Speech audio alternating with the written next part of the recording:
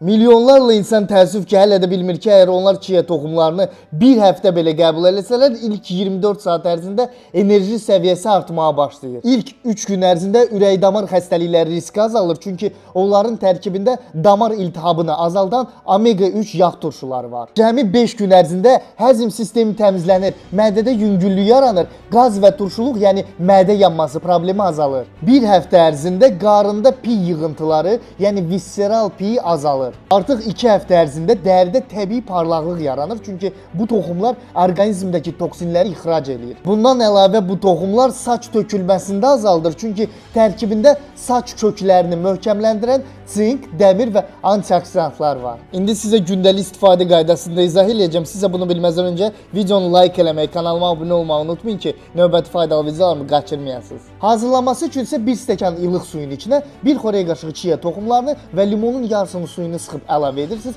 qarışdırırsınız, şişdiyini gözləyəndən sonra ac qarnına səhər 1 stəkan qəbul etməyi unutmayın. Bir aya ac qalmadan, dərmansız, əməliyyatsız mənim izləyicim kimi bax belə dümdüz qarna sahib olmaq istəyirsinizsə, 10-15 kilo arıqlamaq üçün zəmanətli şəkildə WhatsApp nömrəmi qeyd etmişəm, arıqlama proqramı WhatsApp yazın, hər birinizə məlumat göndəriləcək.